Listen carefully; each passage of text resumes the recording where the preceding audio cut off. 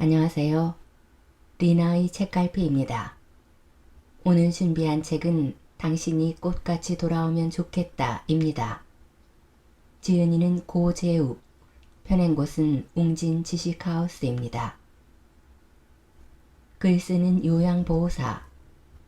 저자는 강원도 원주의 한 요양원에서 치매 환자들을 돌보고 있으며 날마다 기억을 잃어가는 치매 노인들의 삶이 안타까워 그들이 사라져가는 이야기를 글로 기록하기 시작했습니다. 한때는 사업 실패와 마음의 상처로 모든 것을 포기하고 1년 6개월간 영등포 노숙인 쉼터에서 지내기도 했으나 거리에서 가장 외롭고 차가운 죽음들을 목격하며 삶의 의지를 다잡기 시작했고 이후 일자리를 찾아 들어간 경기도 양평의 한 산골 마을에서 짬짬이 요양원 봉사활동을 하던 것이 계기가 되어 요양보호사가 되기로 결심했습니다. 이 책, 당신이 꽃같이 돌아오면 좋겠다는 이후 7년간 100여 명의 노인들을 떠나보내며 그들이 마지막 나날들을 글로 담아낸 감동 에세이입니다. 기억조차 사라진 삶에는 어떤 의미가 있을까요?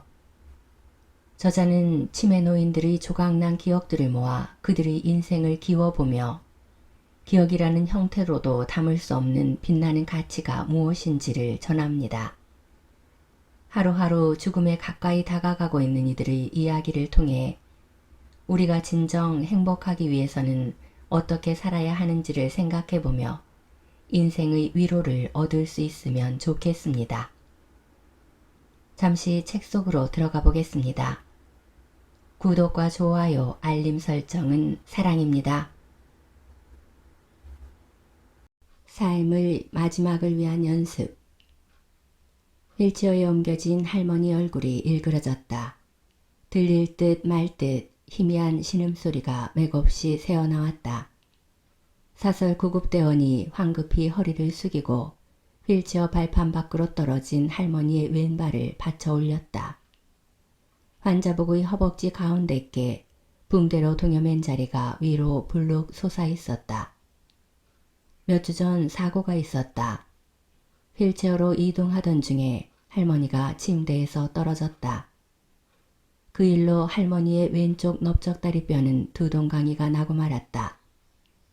일반적인 상황이었다면 수술을 해야 했겠지만 의사는 할머니 연세로는 마취해서 깨어나지 못할 수 있다고 했다. 결국 할머니 가족들은 수술을 포기했다. 할머니는 석고 고정판을 왼쪽 허벅지 아래에 받치고 붕대를 칭칭 감은 모습으로 요양원에 돌아왔다. 입원한 지 3주 만이었다. 평소 잘 웃던 할머니의 얼굴엔 고통만 남아 보였다. 그 일이 있은 후로 할머니는 식사를 거의 못했다.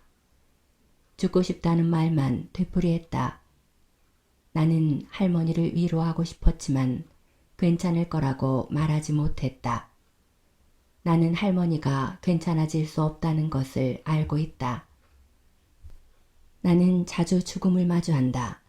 정확히 말하자면 숨이 꺼져가는 누군가의 삶의 끝자락에 자주 끼어 있다. 그럴 때 나는 고통에 일그러진 죽어가는 환자와 그걸 보며 절절한 울음을 토해내는 가족들 사이에 덤덤히 서 있다. 사람들이 까짓것 죽기밖에 더하겠어 라고 말할 때가 있다. 이 말대로라면 죽는 일이 대수롭지 않게 느껴진다. 삶을 원하는 만큼 즐겁게 살다가 적당한 나이가 되면 며칠 앓다가 죽어야지 라고 생각하는 것은 그저 사람들의 희망사항일 뿐이다. 그런 일이 전혀 없는 것은 아니지만 대개 아픈 노인들은 삶의 마침표를 찍기 위해 죽음의 몇몇 징후가 보인 후에도 몇 달에서 길게는 몇 년까지 죽어가는 과정을 거쳐야 한다. 이는 환자 자신은 물론이고 그 곁을 지키는 이에게 생각보다 훨씬 고통스러운 시간이 된다. 지긋지긋한 고통의 시간이 흐른 후 드디어 삶이 끝날 것 같은 날이 오지만 생은 쉽게 물러서지 않는다. 노인들은 들숨과 날숨의 간격이 갈수록 길어지는 며칠의 최종 관문을 지나고 나서야 드디어 호흡을 멈추고 삶을 마무리한다. 죽음에 이르는 길은 단숨에 끝나지 않는다.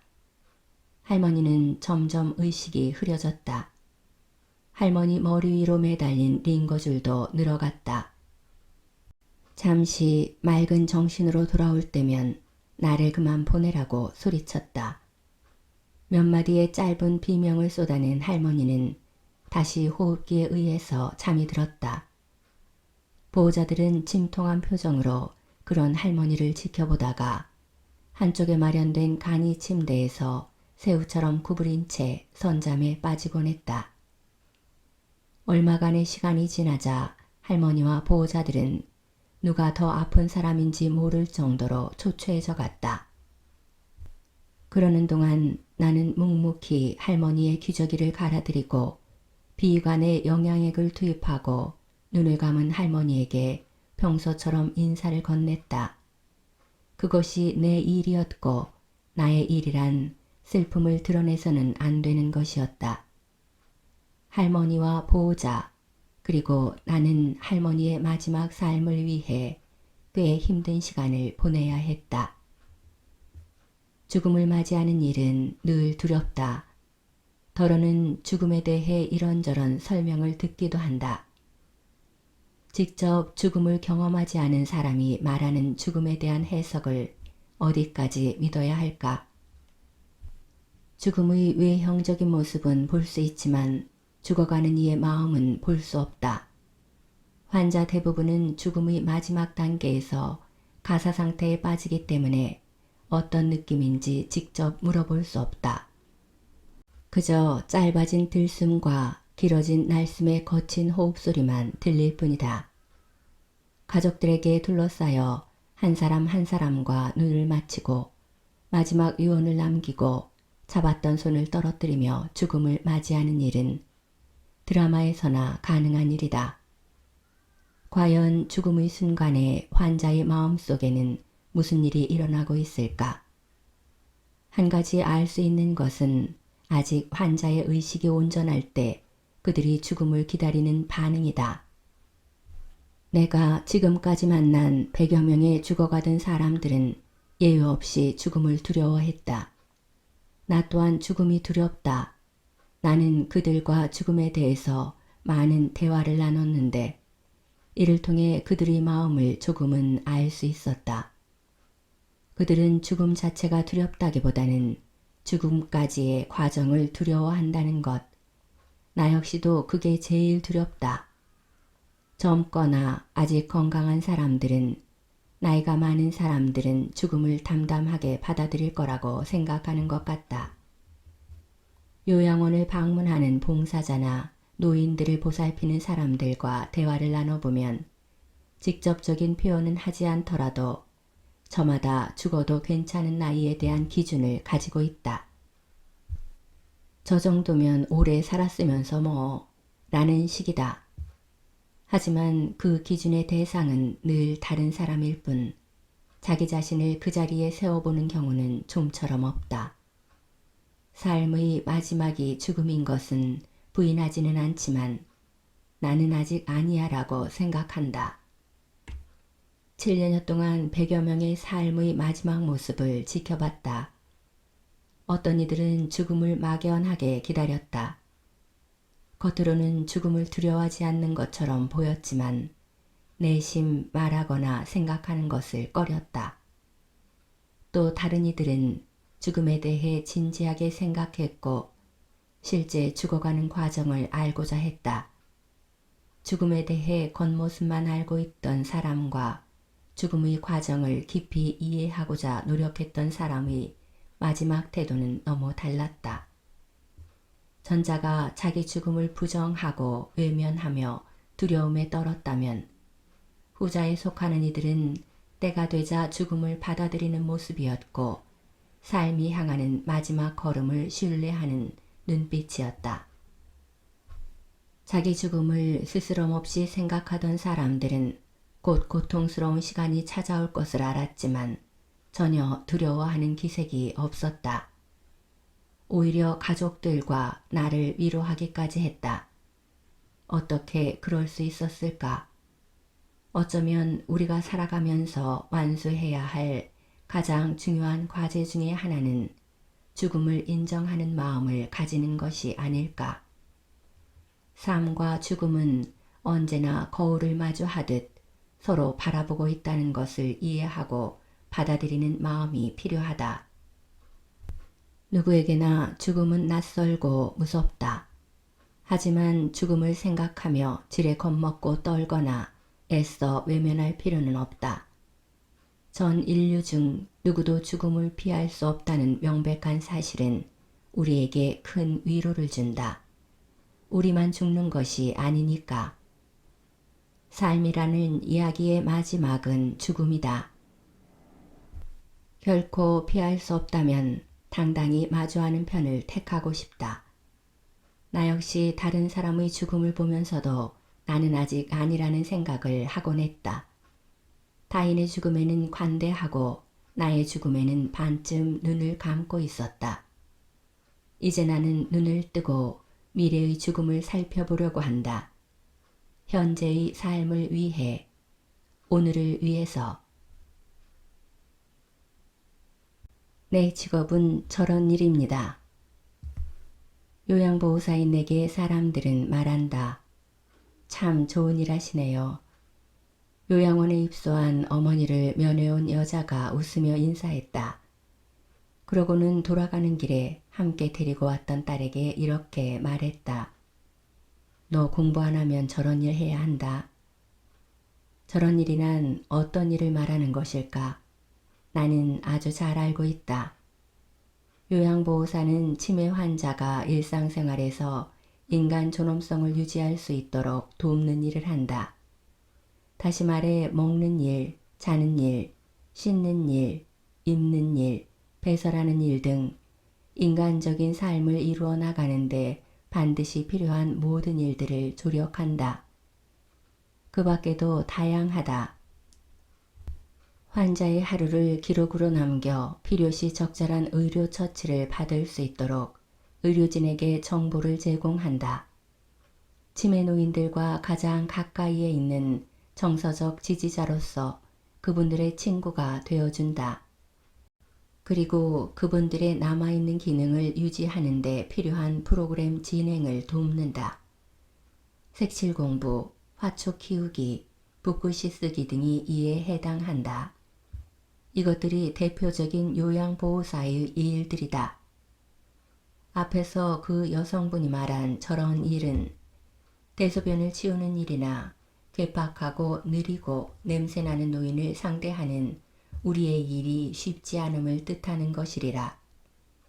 그렇더라도 나는 그런 말에 마음을 다치지는 않는다. 저런 일이 바로 내가 해야 하는 일이거니와 치매 환자에게 저런 일은 꼭 필요한 중차대한 일이기 때문이다. 배설을 원활하게 하는 일은 건강과 생명 유지에 있어 무엇보다 중요하다. 특히 수분 섭취를 잘 하지 않는 노인은 더욱 그렇다. 수천 년 전 어느 구도자의 말처럼 뒤로 나오는 것보다 입으로 나오는 것이 더 더러운 것이 아니겠는가. 내가 요양보호사가 된 것은 2013년이었다. 그 무렵 노숙인 시설에서 나온 후에 죽음보다는 삶 쪽에 시선을 두었지만 생활은 크게 달라지지 않았다. 몇 천만 원의 빚이 남아 있었고 마음은 여전히 흔들렸고 사람들이 싫었다. 나는 경기도 양평의 작은 산골로 도망쳤다. 아무도 나를 모르는 곳에서 삶을 연명하든 끊든 결말을 내고 싶었다. 야영장으로 운영되고 있던 작은 폐교에서 야영객들을 대상으로 하는 장사를 도우며 지냈다. 도종닭도 삶고 민물고기도 잡고 허드렛 일도 했다. 쓰면 써지는 게 글인 것처럼 살면 사라지는 게 삶이었다. 특별히 바쁜 일상은 아니었다. 야영객이 적은 봄이나 겨울철에는 산불 조심이라는 완장을 어깨에 걸고 산불 감시원으로 일했다. 처음 산골 마을에 왔을 때의 팍팍한 마음이 조금씩 누그러져 갔다. 하지만 동네 사람들과 어울리지는 않았다. 나는 여전히 사람이 싫었다. 하긴 마을의 젊은 사람이라고는 나뿐이어서 주민들과 어울리기도 어려웠다. 자연스럽게 의도한 대로 다시 혼자가 되었다. 한 가지 문제가 있긴 했다. 산불 감시원 일이 중단되는 여름이나 야영장에 손님이 없는 평일이면 너무 심심하다는 거였다.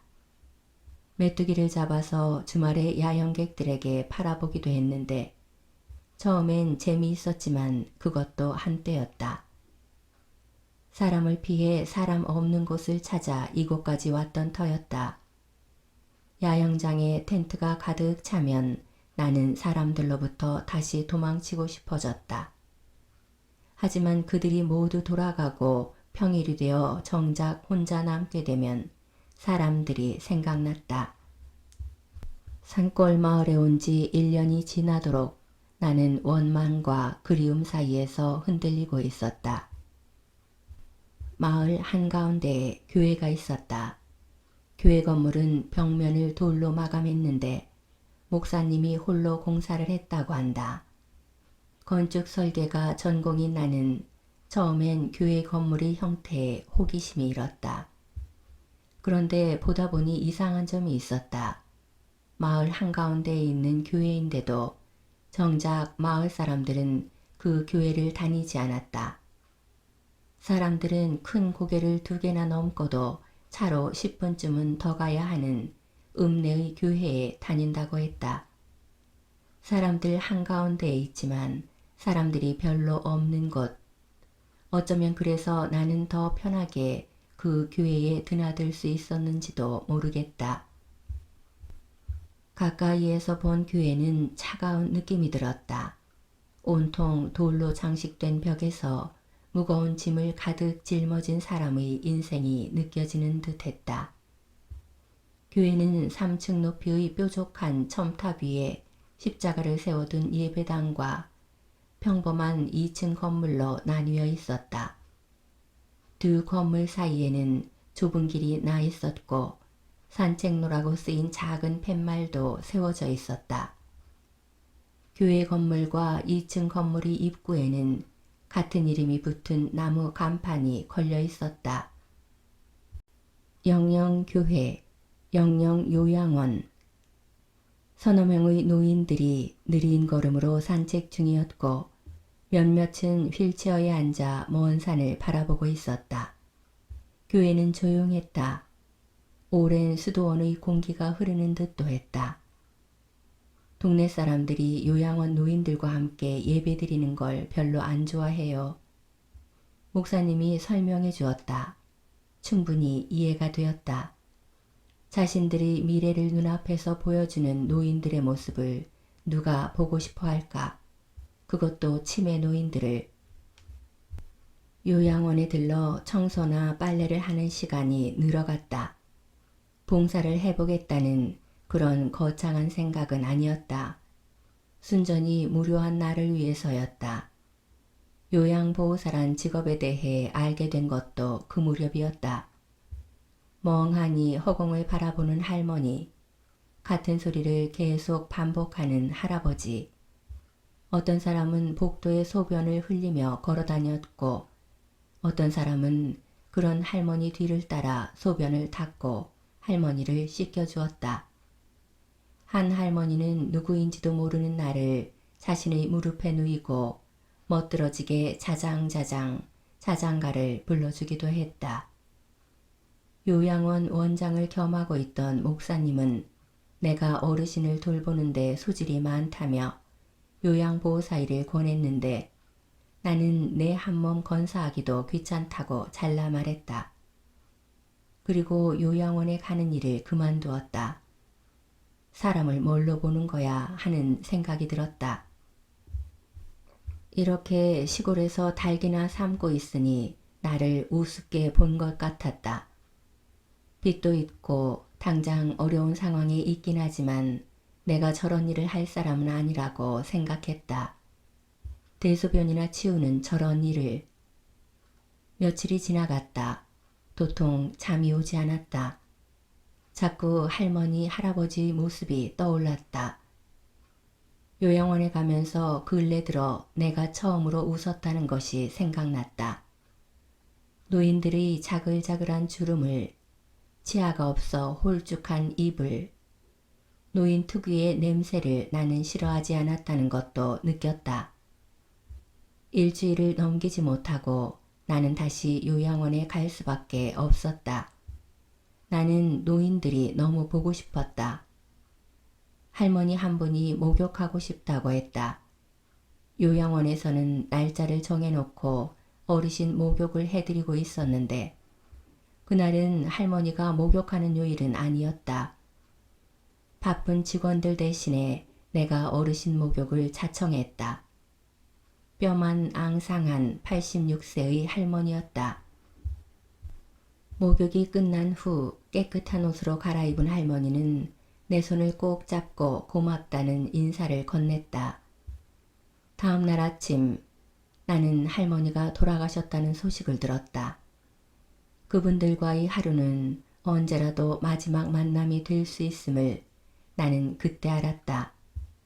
6개월 뒤 나는 요양보호사 자격시험을 치렀다. 치매 노인들의 마지막이 설령 모든 기억을 잃었거나 몸을 움직이지 못하고 일상생활의 대부분을 다른 사람에게 도움받는다 해도 온전하게 존중받기를 바란다. 요양원은 죽음을 앞둔 치매 노인들이 삶을 연명하는 곳이 아니다. 도움이 필요한 어르신을 보살피고 치매 환자 가족의 책임을 사회적으로 함께 나누는 곳이다. 요양원이 치매 노인들과 가족들에게 기꺼운 쉼을 줄 수 있기를, 치매 노인들의 잊힌 기억을 찾아내고 그분들이 살아온 시간을 기록할 수 있기를, 한 사람의 지난 여정이 앞을 향해 걷는 누군가에게 위로가 되기를, 내가 그러한 일에 쓰임받기를 나는 꿈꾼다. 책상에 앉아 숫자로 환자를 가늠하는 현재의 정책이 계속되는 한 치매 노인을 지역사회에서 흡수하기보다 사회로부터 격리하는 지금의 요양시설, 양성 시스템이 계속되는 한 요양원에서 노인의 존엄성을 온전하게 유지하기는 어렵다. 이 같은 현실에 나는 넘어지곤 하지만 이런 상황에서도 웃음을 잃지 않는 어르신들을 보면 나는 다시 일어날 힘을 얻는다. 말을 잊었던 할머니가 몇 마디 말을 찾고 숨이 꺼져가는 마지막 순간에 내미는 할아버지의 손은 주저앉은 나를 일어나 뛰게 하는 힘을 준다. 우리는 모두 늙어간다. 우리 또한 병들물 피할 수 없고 보살핌을 받아야 할 때가 올 것이다. 누군가는 이 일을 계속해야 하는 이유다. 그것이 내가 일하는 까닭이다. 그저 살아온 삶은 없다. 한 사람 한 사람의 삶을 담아내는 일, 이보다 멋진 일이 어디 있을까? 때로는 무시받고 아무도 눈여겨보지 않는 일이지만 우리 사회 곳곳에서 저런 일을 하는 모든 무명시에게 감사의 인사를 전하고 싶다. 너무나 예쁜 어르신들이다. 그들과 함께하는 요양원의 하루는 언제나 다시 시작이다. 나 아직 살아있다. 나는 하얀 천장을 바라보고 누워있다. 천장은 56개의 사각형 판으로 조각나 있다. 내가 할 수 있는 거라곤 매일 이곳 천장의 사각판이 몇 개인지 세는 거다. 이곳은 어디일까? 방의 귀퉁이마다 침대가 놓여 있고 침대마다 누군가가 누워 있다. 여기가 어딘지는 모르겠지만 아주 모르는 곳은 아닌 것 같다. 왠지 낯설지가 않다. 이불 위에서 조금씩 이동하던 햇빛이 이제 얼굴로 쏟아지고 있다. 눈이 부시지만 고개를 돌릴 수가 없다. 몸이 마음처럼 움직이지 않는다. 색바랜 붉은 앞치마를 두른 여자가 휠체어를 밀고 방으로 들어온다. 여자는 말없이 이불을 걷어내고 내 목덜미에 손을 넣어 나를 일으켜 앉힌다. 그러고는 두 손으로 내 허리춤을 잡고 들어 올리더니 힘에 붙이는지 휠체어 위로 나를 던지듯 내려놓는다. 내 몸이 출렁거린다. 여자가 가쁜 숨을 쉬며 뭐라 말을 했지만 내겐 들리지 않는다. 엉덩이깨가 아프다. 손으로 엉덩이를 문지르고 싶었지만 곧 여자에게 팔목을 잡혔다. 여자의 입술이 다시 움직였고 허리에 벨트가 채워졌다. 나는 동그란 탁자 앞으로 옮겨졌다. 죽과 반찬이 담긴 식판 하나, 수저가 한 쌍 놓여 있다. 반찬은 4가지인데 정확히 어떤 반찬인지 모르겠다. 여자가 내 목에 앞치마를 두른다. 그리고 죽과 반찬을 번갈아 떠넣어 주었다. 내 입에 들어가는 것이 어떤 반찬인지 궁금했지만 아무 말도 해주지 않는다. 죽은 자꾸 입 밖으로 흘러내렸다. 나는 이가 하나도 없어 씹을 일은 없었지만 잘 삼켜지지 않았다. 조금만 천천히 먹여주면 좋을 텐데 내 앞에도 나처럼 다른 사람의 손을 빌려 밥을 먹는 노인이 있다. 그 노인 옆에도 한 여자가 앉아 있다. 두 여자는 서로 대화하기에 바쁜 것 같다. 죽그릇을 거의 다 비웠을 즈음 여자는 식탁에 놓인 약봉지를 찢고 흰 가루약을 남은 죽에 털어 넣는다. 약을 따로 줘도 먹을 수 있을 것 같은데 죽에 약을 섞지 않았으면 좋은데 말하고 싶지만 말이 나오지 않는다. 아마도 나는 말하는 법을 잊은 것 같다. 식사가 끝나자 여자는 아까보다 좀 더 넓은 방으로 나를 데려갔다. 휠체어를 탄 노인들이 한 줄로 나란히 앉아 텔레비전을 보고 있다. 내가 탄 휠체어도 그 줄 한쪽 끝에 놓였다.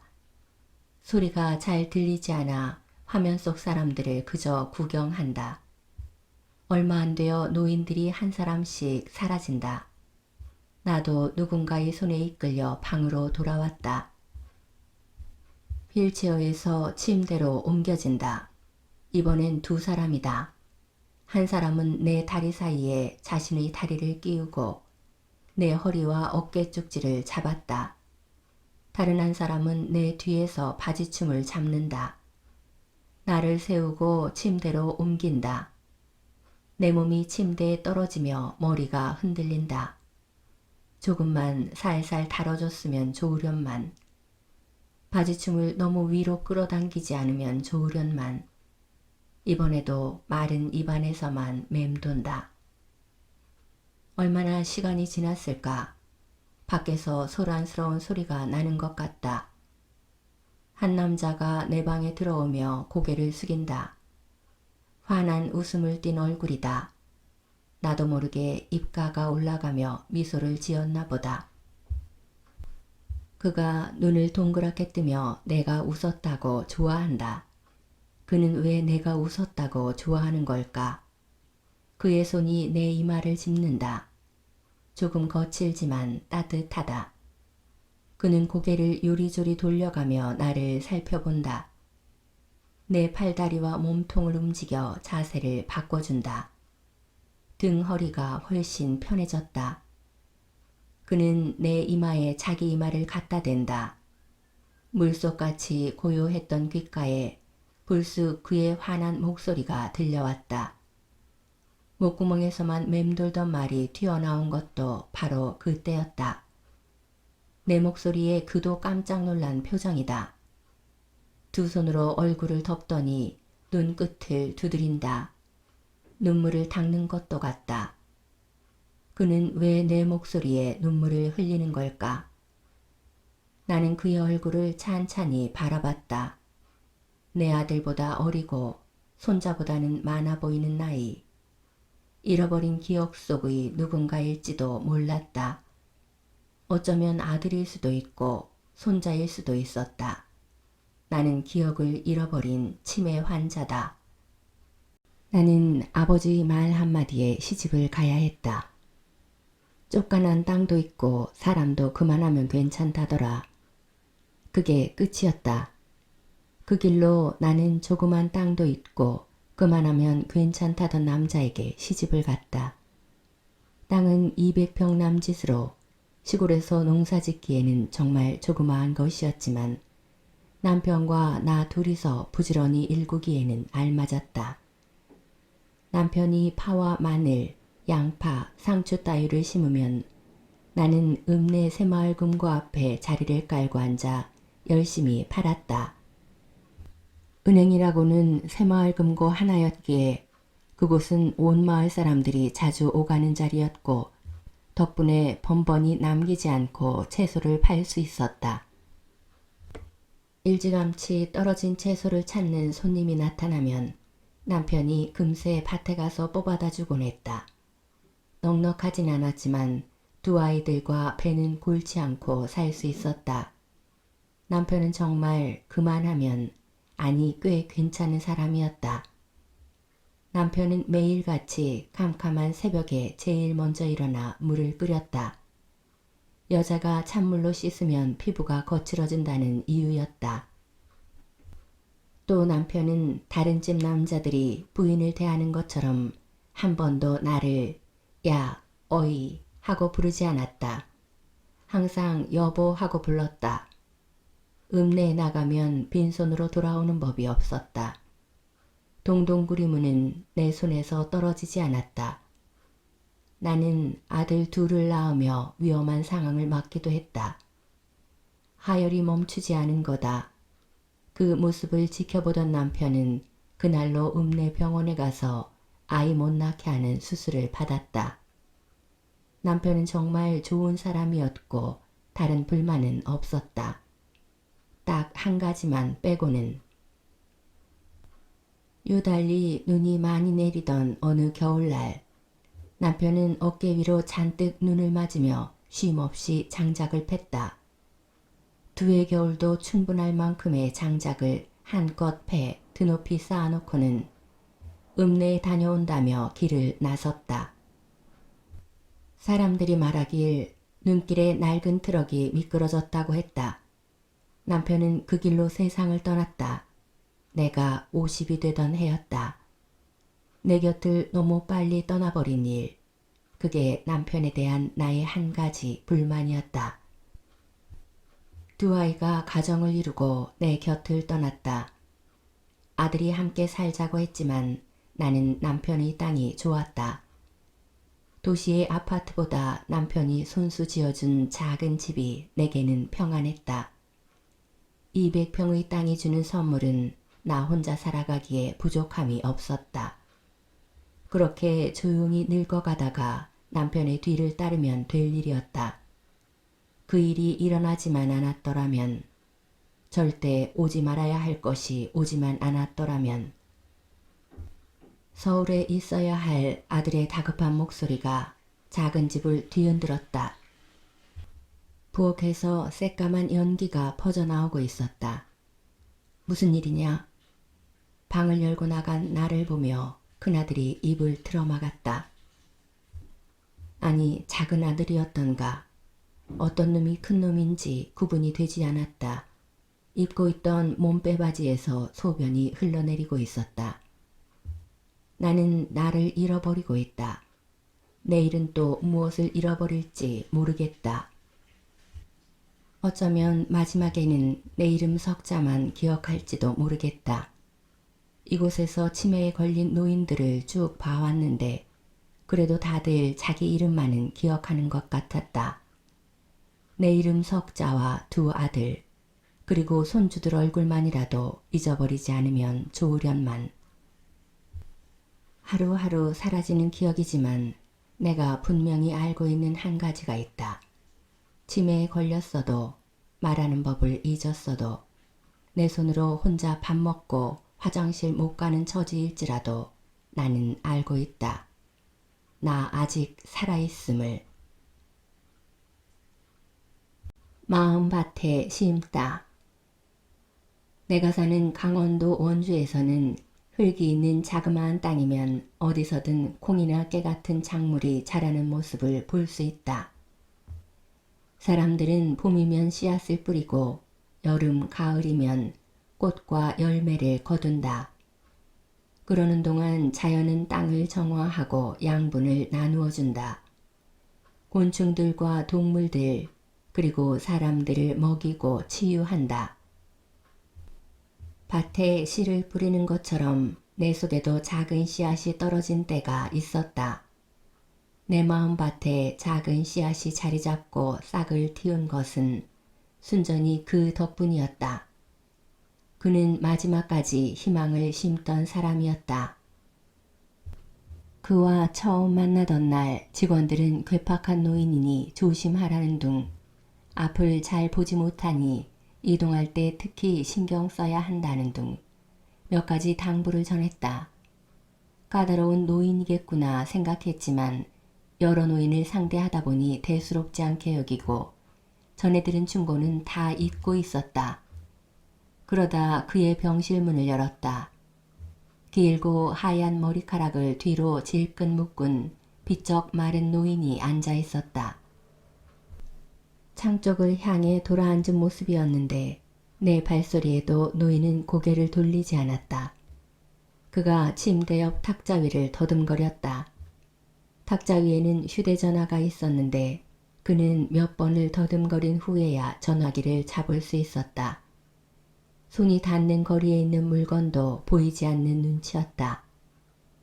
며칠 동안 그는 한마디 말도 하지 않았다. 다정한 인사를 건네도 빈 허공만 쳐다볼 뿐이었다. 함께하는 시간이 늘어날수록 불편해지는 쪽은 나였다. 그는 근육이 굳어가는 파킨슨병을 앓고 있었고 당뇨로 인해 두 눈마저 어두워져가는 상황이었다. 거기다 신장이 망가져 정기적으로 혈액투석까지 받고 있었다. 그는 1960년대에 소설가로 등단하여 일간신문에 소설을 연재하기도 했고 이후 그림 공부를 위해 파리로 유학을 다녀왔으며 사진에도 조예가 깊어 대한민국 사진전 대상을 수상하기도 했다고 했다. 사람들은 처음엔 그의 화려한 이력에 대해 수군거렸고 그 다음엔 맥없이 하루를 침묵 속에 보내는 노인의 모습에 다시 수군거렸다. 나는 그의 이력을 알고 난 후부터 무슨 생각이었는지 그에게 시를 읽어주기 시작했다. 내가 습작하던 유치하기 짝이 없는 시였다. 과거 소설가였던 치매 노인에게 무언가 도움이 되기를 바라는 순수한 마음이었다고 생각하지만 당시에 무슨 용기로 그랬는지 지금도 잘 모르겠다. 그에게 시를 읽어줄 때 가끔 허공을 향한 그의 시선이 나를 향하기도 했다. 그러면 나는 더욱 신이 나서 시를 짓고 그에게 낭송했다. 어느 날 엉성한 시 한 편을 그에게 읽어주고 있는데 그의 입꼬리가 올라갔다. 자네가 직접 쓴 시인가? 처음으로 듣는 그의 목소리는 따스했다. 그는 내게 다음번 글을 쓸 때는 솔직함을 감춰보라고 했다.